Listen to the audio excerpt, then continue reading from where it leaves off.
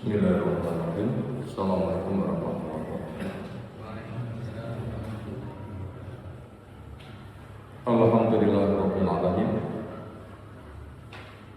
Alladzi arsala rasulahu bil huda wa dinil haqqi rahmatan lil kulli. Wa kafa billahi shahida. Wa asyhadu an la ilaha illallah wahdahu la syarika lah. Wa asyhadu anna Muhammadan abduhu wa rasuluh. Allahumma shalli ala Muhammad wa ala alihi wa ashabihi wa man tabi'ahum bi ihsanin ila yaumiddin. Ya ayyuhalladzina amanu taqullaha haqqa tuqatih wa la tamutunna illa wa antum muslimun wa ba'du. Wa inna ashrafal hadisi kitabullah wa khairal hadyi hadi Muhammadin sallallahu alaihi wasallam, syarrul umuri muhdatsatuha wa inna kulla muhdatsatin bid'ah wa kulla bid'atin dhalalah wa kulla dhalalatin finnar. Ayyuhal ikhwah, akramana subhanahu wa ta'ala. Setelah kita aturkan pujian, sanjungan, syukur kita semata untuk Allah Ta'ala yang teriring doa, salawat, salam semoga tercurah untuk Rasulnya Muhammad sallallahu alaihi wasallam. Berikutnya taklim kita di malam hari ini. Materi yang kita angkat adalah alamatu hubbillahi li awliyaihi. Alamat tanda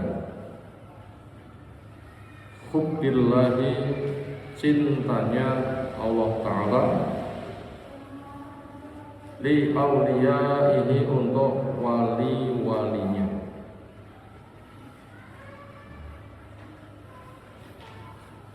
Untuk memastikan seseorang dicintai, sudah tahu kan? Tanpa ketentuan wahyu tidak ngerti, karena hisab belum diadakan. Ulang dicintai Allah, roh pengendi? Sekira tidak ada berita wahyu, nggak tahu. Lalu siapa yang wahyu telah menyebut bahwa dia dicintai? Personnya, nama dirinya siapa? Ya termasuk Nabi kita,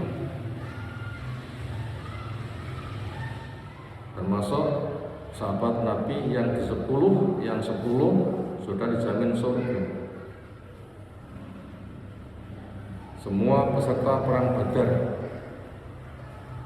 para peserta Bai'atur Ridwan, nama-nama pribadi disebut semisal Bilal, semisal seorang hitam yang kena penyakit syarq, itu pakai wahyu. Kalau tidak, bersifat person, bersifat global juga ada. Tapi siapa yang punya karakter itu? Misalnya kepada orang takwa Allah cinta, tapi siapa orangnya tanpa wahyu kita tidak tahu.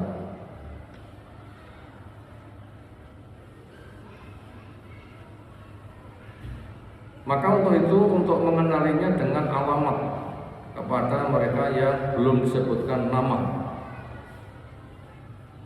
akhirnya mengembalikan apakah alamat itu ada pada diri saya. Kalau ada rasa bahagia, ada rasa syukur, ada rasa harap, semoga itu betul. Semoga tanda itu betul, sehingga penuh harap. Sekaligus cemas, tapi karena memang punya dosa masalahnya. Tapi karena ada cintanya kepada Allah, nanti akan membuahkan semangat perjuangan. Itu berkaitan masalah alamat. Untuk orang zaman sekarang, kita diantaranya ini dicinta panda itu menggunakan alamat, karena wahyu sudah tidak turun lagi, dan kayaknya kita tidak mendapatkan pembocoran dari catatan Allah yang ada di sana. Makanya itu lewat alamat, bukan pemastian. Si fulan dicinta oleh Allah, nggak ngerti gitu. Berikutnya cerita masalah hubbun.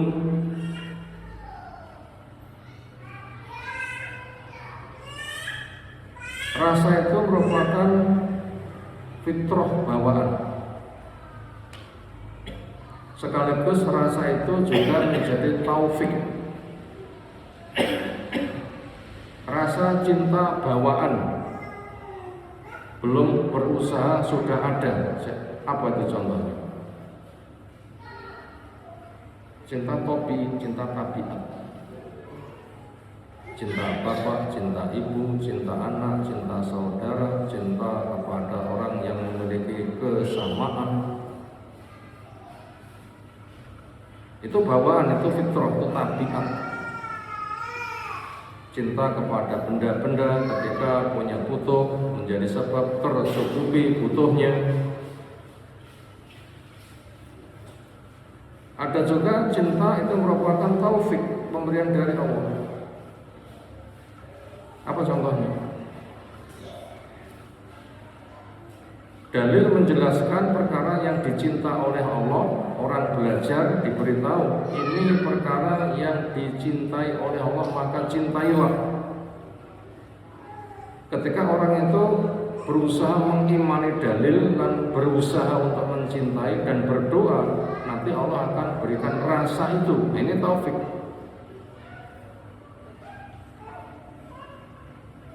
Sehingga nanti juga akan terhias indah, sebagaimana Allah menjelaskan, habbaba ilaikumul iman wa zayyanahu fi qulubikum. Allah munculkan pada diri kamu ada rasa cinta kepada iman, dan Allah hiaskan indah. Itu taufik. Manusia tugasnya adalah belajar manhaj yang benar, bekerja keras untuk paham dan minta diberi pemahaman, kemudian minta rasa itu kepada kebaikan, bikin saya cinta kepadanya dan hiaskan indah. Ke sana tata kerja manusia. Sebab kalau Allah tidak memberi, orang nggak bisa. Sampai orang tua kepada anak-anaknya yang secara fitrah ada bawaan cinta, tetapi kadar cintanya samakan. Ya silahkan, siapa yang sudah punya anak double, kadar cintanya samakan kepada anaknya. Lain anak situ ya meh diwenehi kabeh gitu kan ya. Tapi ketika itu double, kadarnya beda. Dan tidak samanya cinta walau dituntut adil, akhirnya tidak bisa, dia tidak disalahkan. Semisal Nabi SAW super profil adil, karena Allah sudah menyatakan sebagai uswatun hasanah. Ketika punya istri double yang beliau diwajibkan adil, menganjurkannya, prakteknya rasa cinta pada istri bisakah berbagi cinta sama? Gak bisa. Sehingga kita ditanya siapa orang yang paling kau cintai, jawab Abu Bakar. Kalangan perempuan Aisyah. Diakui dan siapapun tahu. Itu tidak salahkan. Ini memberitahu kepada kita cinta termasuk bagian dari taufik, pemberian dari Allah. Yang itu orang itu harus berusaha untuk mencari. Berikutnya, cinta itu apa? Jawabnya, rasa suka di hati pada sesuatu. Kita punya hati enggak?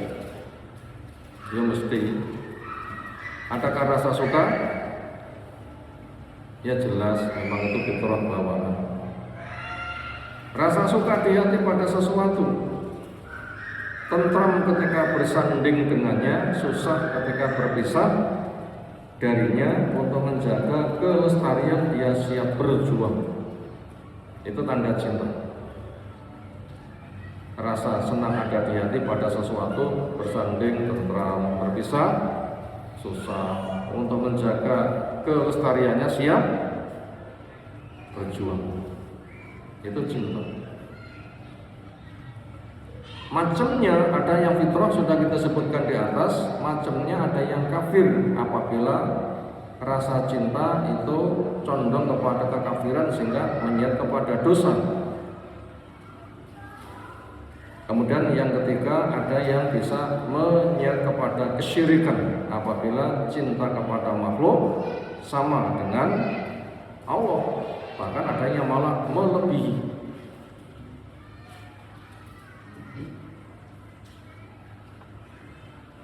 Apakah ada kemungkinan manusia cinta pada dosa? Jawab. Apakah ada kemungkinan hati manusia ada rasa cinta pada dosa? Jawab. Ada. Kenapa? Ada nafsu ammarah bisu. Berapa jenis nafsu? 3. 1 mutmainnah, 2 lawamah, 3 ammarah bisu. Nafsu mutmainnah ini pemberian dari Allah, bawaan nanti berkembang dengan keimanan, dengan zikir tentram. Nafsu lawamah ini juga pemberian dari Allah, tugasnya untuk mencela karena ada penyesalan. Elek ketun, dicela, nyapo kamu kerjakan. Apik ketun, nyapo mek didik kamu kerjakan. Yang menjadi garapan ketika orang itu mengkaji tentang tema tazkiyatun nufus, membersihkan noda nafas dan menumbuh kembangkannya. Nafsu yang mana yang digarap? Nafsu amar bisu, itu yang digarap. Maunya senang, langsung, sering tidak peduli halal atau haram, setan dorong ada di situ. Inna nasa la ammaratun bisu. Jelas manusia itu sebagian rasa condong kepada batil ada. Kenapa? Ban ujian wa alhamaha fujuraha wa taqwaha. Allah ilhamkan pada diri manusia condong kepada ketakwaannya dan juga fajirnya, sifat dosa, sebagai penujian. Bila masih sebatas rasa, belum kerja niat, itu belum dihisab. Rasa belum kerja niat dan berikutnya belum dihisab. Kenapa? Itu penujian. Misalnya itu orang itu ada rasa iri, rasa dengki, rasa suka, rasa simpatik. Selagi itu belum masuk kerja niat, itu belum dihisab. Tapi bila sudah masuk kerja niat, nanti baru dihisab dan berikutnya. Maka di situ akhirnya ada perlindungan. Misal, wa na'udzu billahi min syururi anfusina. Memohon perlindungan kepada dari jeleknya nafsu, diantaranya ada rasa condong kepada kejelekan, setan numpang manas-manasi, sehingga sudah ada condong, setan mendorong. Nah, disitulah kita butuh memohon perlindungan. Kemudian ketika orang itu ditanya siapa yang paling dicintai, secara rasa pribadi, secara tumpuan itu Allah. Siapa yang paling dicondongi, dicintai? Secara rasa pribadi, diriku yang paling kucintai, ingin menikmati kesenangan. Secara tumpuan, siapa yang paling dicintai? Allah Ta'ala. Kenapa? Orang punya mau, kemampuan mencukupi mau, nggak sempurna, butuh bantuan yang mesti bisa membantu. Siapa? Allah dan Allah tidak minta imbalan. Itu pihak yang paling dicintai secara rasa pribadi, secara tumpuan kepada Allah. Orang punya kemauan, nggak mampu mencukupi, butuh bantuan, Allah yang bisa membantu, maka secara tumpuan Allah yang paling dicintai.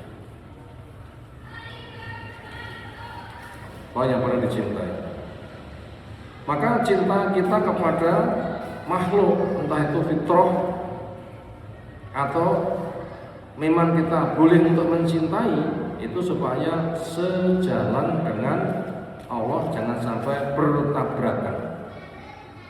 Supaya sejalan dengan Allah, jangan sampai bertabrakan. Apabila orang yang dicintai secara fitrah maupun orang itu memang boleh mencintai, itu bertabrakan dengan Allah, tinggalkan saja. Entah itu sampai yang paling dicintai siapa? Bapaknya, ibunya, suaminya, istrinya, anaknya, harta bendanya. Sampai Nabi Ibrahim meninggalkan bapaknya, ibunya dikisahkan beriman. Fir'aun, Asia meninggalkan Fir'aun karena kafirnya. Nabi Lut meninggalkan istrinya, Nabi Nuh meninggalkan istri anaknya. Kenapa? Tidak sejalan, tinggalkan. Nggak boleh untuk diperjuangkan. Karena apabila bertabrakan kok dicintai, itu nanti masuk kepada syirik. Ini masuk kepada syirik. Sehingga Allah menyebutkan in kana aba'ukum wa abna'ukum dan seterusnya. Jika ada bapak-bapakmu, anak-anakmu, pendampingmu, hartamu, perdaganganmu, ini itu, ternyata itu lebih kamu cintai daripada cintamu kepada Allah, Rasul, jihad, maka tunggu kehancuran. Maka di sana juga ada jenis syirik namanya syirkul mahabbah. Syirik kecintaan, yaitu cinta makhluk ketika bertabrakan dengan Allah dipertahankan, sehingga makhluk dicintai sederajat dengan Allah. Padahal makhluk itu nggak bisa memberikan kecukupan. Kenapa? Disederajatkan, disetarakan. Nah, jelas ini masuk kepada kesyirikan. Sementara orang beriman asyaddu hubbalillah, cintanya kepada Allah adalah amat sangat. Berikutnya, secara pemberitahuan global, siapa orang yang dicintai oleh Allah? Jawabnya adalah li awliyahi, untuk wali-walinya. Untuk wali-walinya. Untuk wali-walinya. Karena Allah telah menjelaskan wali Allah itu dicintai. Tahu menggunakan ayat. Kemudian siapa itu wali?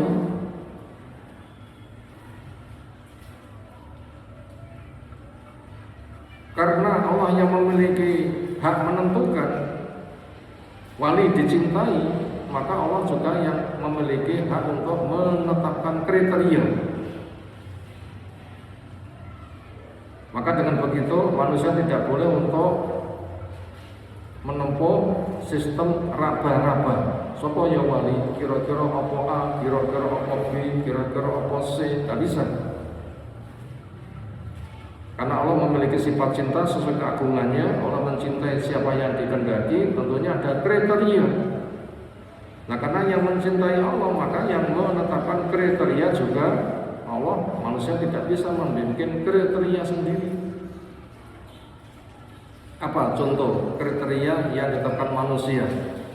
Akan mengatakan ini tanda dicintai oleh Allah. Jawab, sugih.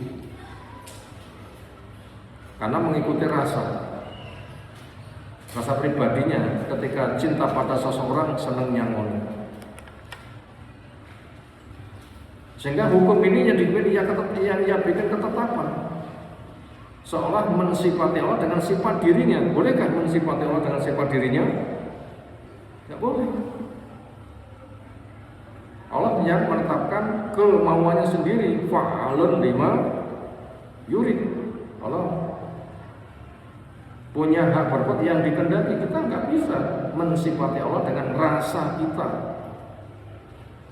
Aku lek seneng pada sesuatu tak somone berarti sapa sing akeh ban rezeki berarti ditresani oleh Allah. Boleh nggak begitu? Nggak boleh. Tapi ada yang seperti itu, coba. Ya wong sugih coba. Simbole coba. Korun mengatakan apa? Min ilmin indi. Apa tafsir ayat itu? Saya punya ilmu, tanda cinta itu sugih. Saya punya ilmu, tanda cinta itu sugih. Ucapan siapa itu? Quran.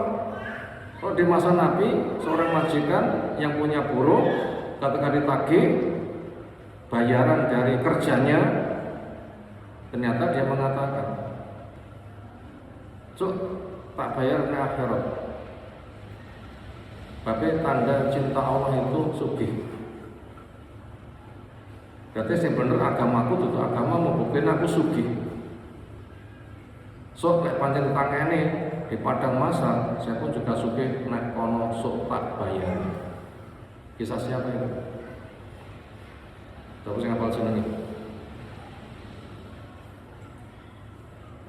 Sahabat Nabi sing kerja nek pandai besi sapa jenenge? Lali gue kapan-kapan. Nah, obat. Itu mensifati Allah dengan sifat dirinya, tidak bisa. Karena sifat manusia yang disenangi, seneng nyangoni, lek sugih berarti ditresnani dening Allah. Berarti kalau begitu mensifati Allah dengan sifat dirinya, tidak bisa. Allah mensifati dirinya dengan kemauannya, makhluk nggak bisa mensifat. Justru manusia masuk itu harus bertanya. Kalau begitu, kalau wali itu dicintai oleh Allah, berarti kita tanya, ya Allah, bagaimana profil wali? Nah, akhirnya kita nanti harus bertanya. Karena kau punya sifat mencintaimu itu adalah kemauanmu sendiri, yang kau cintai itu adalah walimu. Sekarang sifat wali seperti apa? Ketika tahu saya nanti akan belajar, ketika tanda itu ada, saya berharap akan kecintaanmu, sehingga beruntung orang yang dicintai oleh Allah Subhanahu wa Ta'ala. Jawabnya akhirnya kita membaca ayat. Yang pertama, nukilan surah Yunus yang ke-62 sampai 64. Ala inna awliya Allahi la khawfun alaihim wa la hum yahzanun. Alladzina amanu wa kanu yattaqun. Lahumul busyra fil hayatid dunya wa fil akhirah. La tabdila li kalimatillah. Dzalika huwal fawzul 'adzim. Allah yang menjelaskan kriteria. Allah punya sifat cinta, memang kemauannya. Allah menetapkan siapa yang dicintai, kita tidak tahu. Karena itu kemauannya Allah, maka kita bertanya, Allah insya Allah. Jawabannya ini. Allah ketahuilah, inna awliya Allah, sungguhnya wali-wali Allah itu la khaufun alaihim, nggak ada ancaman menakutkan buat ada mereka di masa depannya. Karena iman itu aman. Walahum yahzanun, mereka juga tidak susah, dunia yang ditinggalkannya dia tidak tergandoli. Nggak dibawa, ada yang ngurus, memang nanti harus ditinggalkan semuanya. Dia kok disusahkan, memang itu jumlahnya sedikit. Gimana kriterianya? Yang fadilah wali itu dicintai, nggak ada rasa takut, nggak ada rasa susah. Karakternya adalah alladzina amanu wa kanu yattaqun. Nah, ini dua sifat. Orang yang beriman mereka takwa. Disingkat apa? Imtak. Apa imtak? Iman takwa. Iman kuwi apa? Takwa apa? Nah, ini ada perinciannya. Mana rasa? Iman itu percaya. Mana usaha? Iman itu ilmu. Nggak akan tumbuh iman tanpa ilmu. Karena Allah menyebutkan lata turuna mal kitab amal iman. Mula kamu nggak tahu kitab Berarti iman butuh kitab. Makanya idza tuliyat alaihi ayatu zadathu imanah, ketika dibaca padanya ayatnya maka imannya bertambah. Maka sapa sing pengen iman ya golek ilmu. Tanpa itu tidak bisa.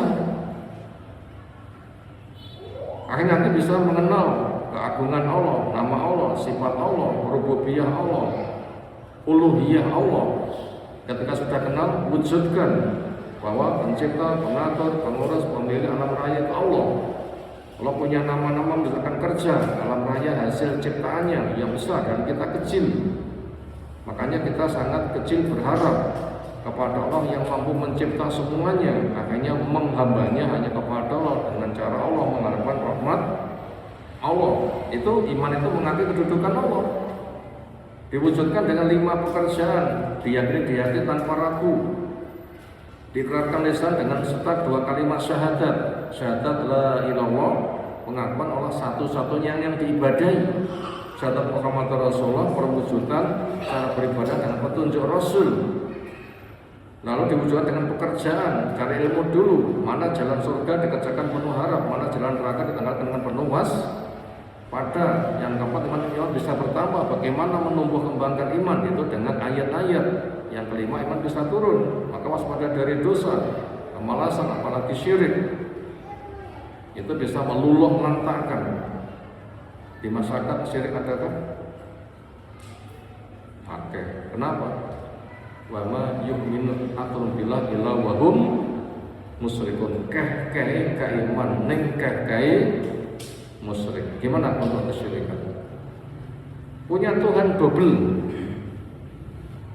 Hak Tuhan diperserikatkan, separuh untuk Allah, separuh untuk makhluk.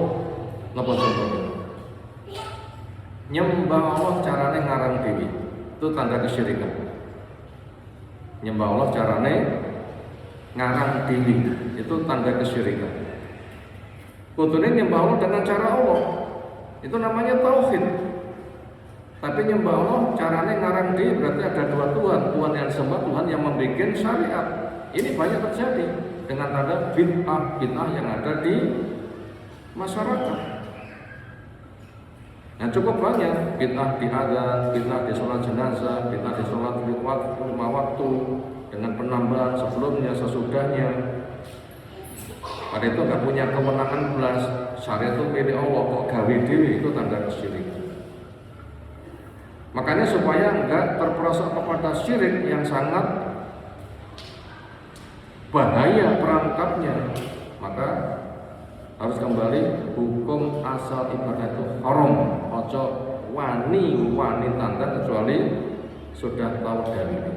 Ojo melu, ojo umumi, ojo mendiri tradisi nenek moyang, ojo pendapat atau rasa jangan rasa pribadi. Tapi mandek dhisik, iya ilmu nih.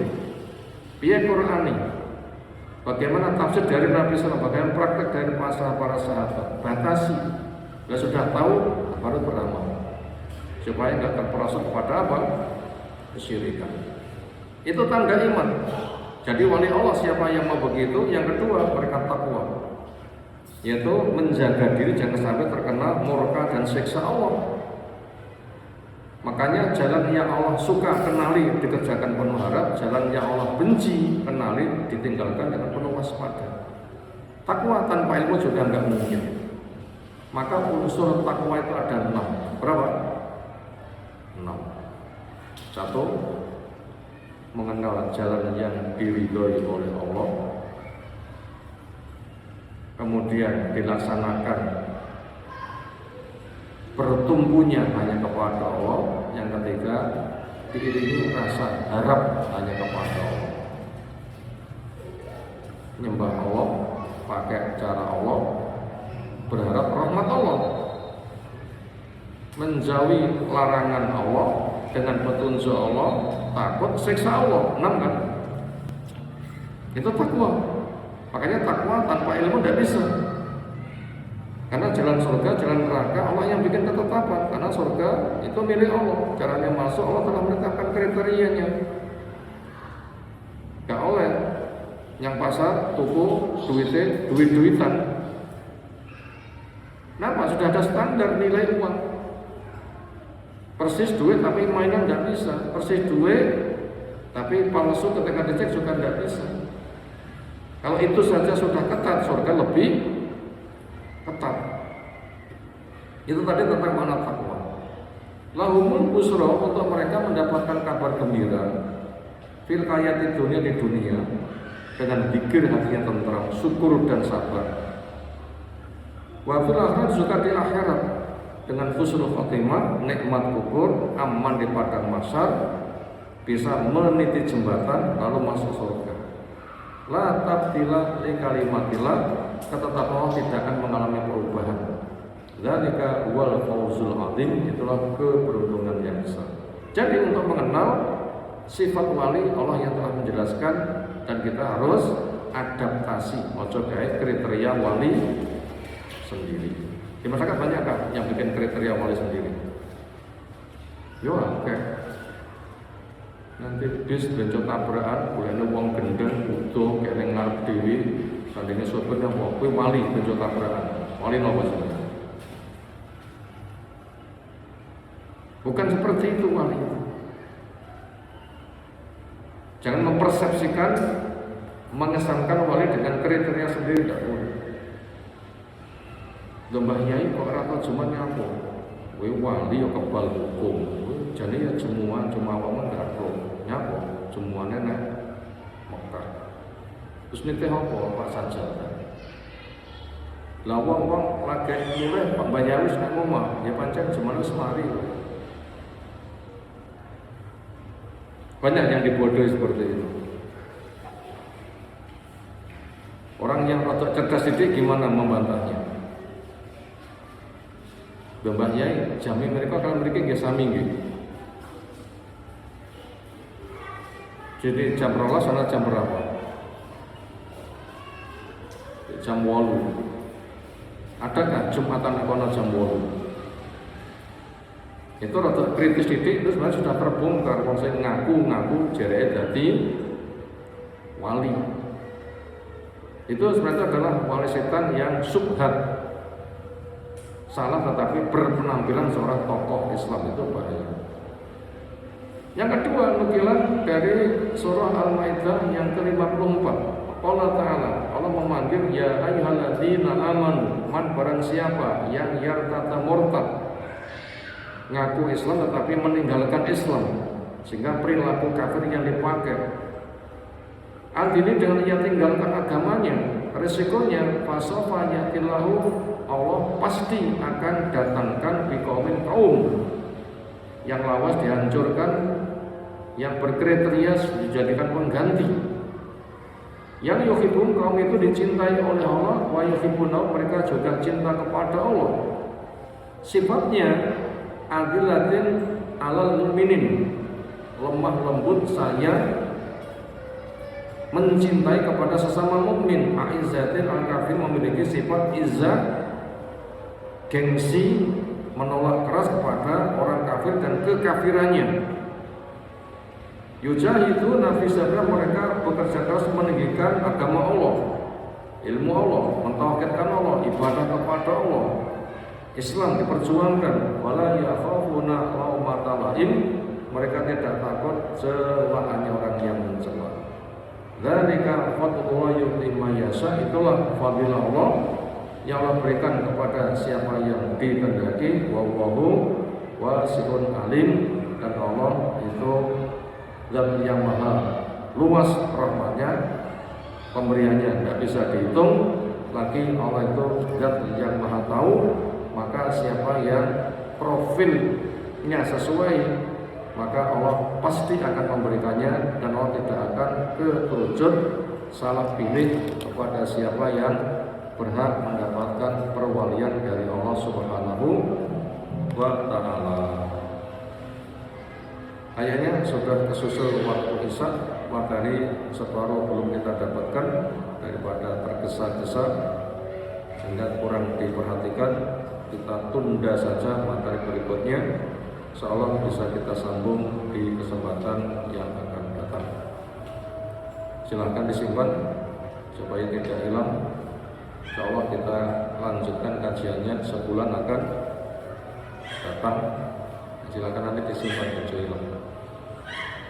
Demikian yang kita sampaikan tentang tanda wali Allah. Sudah kita sebutkan makna cinta, makna wali, dan siapa yang dicintai secara langsung. Kita termasuk memiliki hak daftar untuk dicintai oleh Allah dengan mengenal tanda-tandanya. Demikian kita sampaikan. Subhanakallahumma wa bihamdika, asyhadu an la ilaha